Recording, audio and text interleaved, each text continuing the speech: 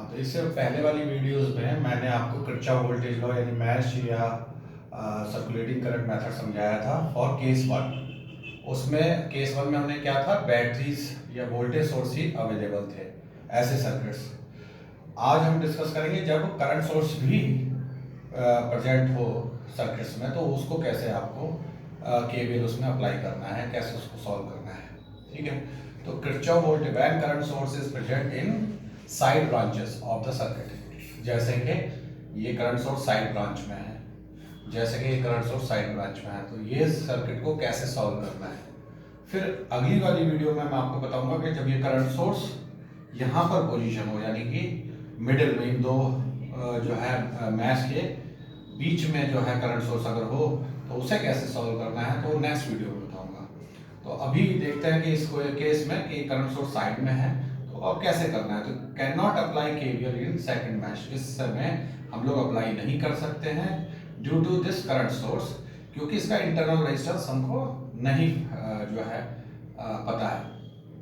तो इसमें Kirchhoff voltage law नहीं हम अप्लाई कर सकते, इसमें किरचॉफ वोल्टेज लॉ अप्लाई कर सकते हैं। तो इसमें हम लोग अज्यूम करेंगे करंट की डायरेक्शन क्लॉकवाइज डायरेक्शन में, जैसे मैंने पहले आपके वीडियोस में बताया।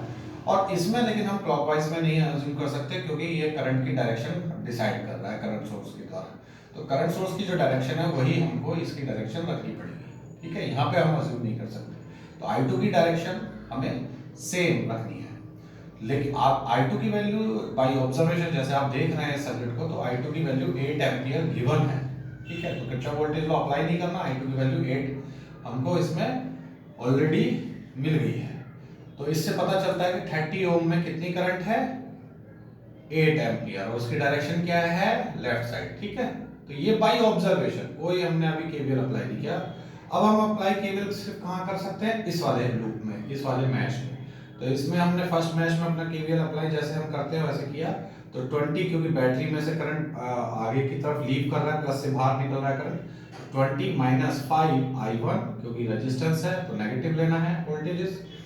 और उसके बाद ये कॉमन ब्रांच है, तो इसमें करंट की जो डायरेक्शन है I1 और I2 दोनों जो है सेम डायरेक्शन में इसमें फ्लो कर रहे हैं इस कॉमन 10 ओम में, तो इसलिए इनको ऐड करना है। तो I1 प्लस I2 तो इज इक्वल टू 0। तो इस तरीके से ये जो है आपने इक्वेशन हमने सॉल्व किया। इस इक्वेशन को सॉल्व करने पर और I2 की वैल्यू इसमें पुट करने पर हमने I1 भी फाइंड कर लिया, जो की वैल्यू आई -4 एम्पियर। माइनस का मीनिंग जो है क्या है, reverse the direction of current, यानी करंट की जो डायरेक्शन हमने अज्यूम की थी I1 की, वो अपोजिट कर लीजिए उसको। तो इस माइनस का मीनिंग यही है, तो माइनस को हम यहाँ से आप हटा सकते हैं और करंट की डायरेक्शन को एंटी क्लॉकवाइज कर दीजिए।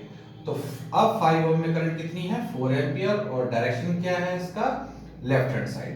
ठीक है, 10 ओम में कितनी करंट है, तो I2 माइनस I1, यानी कि जो है, क्योंकि करंट की डायरेक्शन अब बदल गई, तो इसीलिए अब I2 की डायरेक्शन जो है वो डाउनवर्ड्स है, और I1 की करंट अपवर्ड है। तो दोनों क्योंकि अपोजिट डायरेक्शन है तो सब्ट्रैक्ट करते हैं, तो 8 में से 4 गया तो 4 एम्पियर, और डायरेक्शन जो कि इसमें ग्रेटर जिसकी वैल्यू होती है उसी की डायरेक्शन फाइनली डिसाइड होती है, फाइनली लेते हैं। तो इस 8 ओम की ही डायरेक्शन इसमें हमें रखनी है।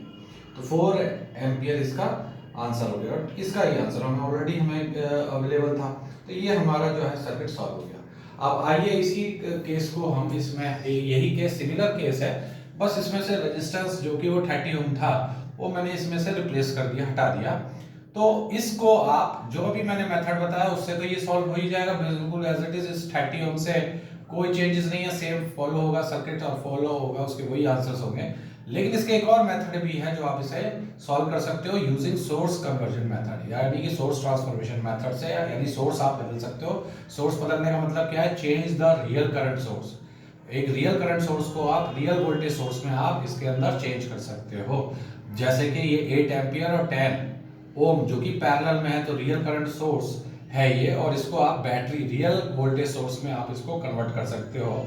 कैसे, तो ये रेजिस्टेंस यहाँ पर जो पैरेलल में था यहाँ सीरीज में आ जाएगा, और ये बैटरी की वैल्यू ओम्स लॉ लगा करके इक्वल टू IR, पर I की वैल्यू 8 एम्पियर है और रेजिस्टेंस इसका इंटरनल 10 है, तो दोनों की मल्टीप्लाई करिए तो 80 वोल्ट। तो इस तरीके से इस बैटरी की वोल्टेज 80 और 10 ओम, आप इस सर्किट को यानी इस जो है ब्रांच को आप रिप्लेस कर सकते हो बाय दिस वन।